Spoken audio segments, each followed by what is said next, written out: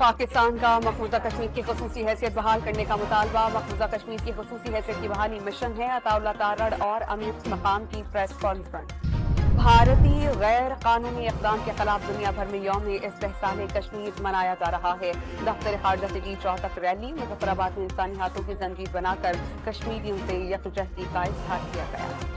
वज़ीर-ए-आज़म शहबाज शरीफ और सदर आसिफ ज़रदारी का कश्मीरियों की सियासी, सिफारती और अखलाकी हिमायत जारी रखने का आज़म। कश्मीरी अवाम के हक़ खुद इरादियत की दो लोग हिमायत करते हैं। ISBR का पैगाम। दुनिया के सामने आज भारत की नाम निहाद जमहूरियत का चेहरा बेनकाब हो गया। मिसाल मलिक का पैगाम। वज़ीर दाखिला मोहसिन नकवी और वज़ीर-ए-आज़म आज़ाद कश्मीर चौधरी नबारुल हक का कश्मीरियों के साथ मुकम्मल यकजहती का इजहार। कश्मीरियों पर जुल्म के खिलाफ खैबर पख्तूनख्वा असेंबली में 2 करारदादें मंजूर। कश्मीरियों से यकजहती का इजहार करने के लिए 1 मिनट की खामोशी इख्तियार की गई। DG ISBR अहमद शरीफ आज दिन 3 बजे हम प्रेस कॉन्फ्रेंस करेंगे। प्रेस कॉन्फ्रेंस में मुल्क की मजमूई सिक्योरिटी की सूरत हाल पर बातचीत की जाएगी। पाकिस्तान क्रिकेट बोर्ड का चैंपियंस कप शुरू करने का बाकायदा तौर पर ऐलान। हर फॉर्मेट का टूर्नामेंट होगा। 5 टीम्स शिरकत करेंगी। गैर मुल्की खिलाड़ी भी होंगे।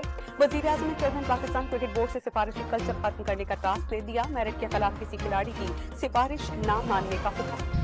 कराची में आज मूसलाधार बारिश की पेशगोई। कल होने वाले बारिश के पानी को सड़कों पर जमा देखा गया। सखी हसन और लियाकताबाद समेत कई इलाकों में सड़कें धंस कर रह गई। बिजली के भारी भरकम बिल्स और टैक्सेस के खिलाफ जमाते इस्लामी का रावलपिंडी और कराची में धरना जारी। हाफिज नईमुर्रहमान का IPPs मुआहिदा करने वालों के असासाजात मुंजमद करने का मुतालबा। अमरीकी हुकाम को आज इसराइल पर ईरान के बड़े हमले के खदशात। अमेरिका, बरतानिया, भारत और स्वीडन समेत कई ममालिक का अपने शहरियों को इलाके से निकल जाने का हुक्म। लाहौर के इलाके इकबाल टाउन में PTI रहनुमा और निजी हॉस्पिटल के मालिक डॉक्टर शाहिद के कत्ल का ड्रॉप सीन। बेटा कत्ल में मुलव्विस निकला, पुलिस ने हिरासत में ले लिया। और पैरिस ओलंपिक्स में अमेरिका 19 गोल्ड मेडल्स के साथ पहले नंबर पर, चीन दूसरे और फ्रांस तीसरे नंबर पर।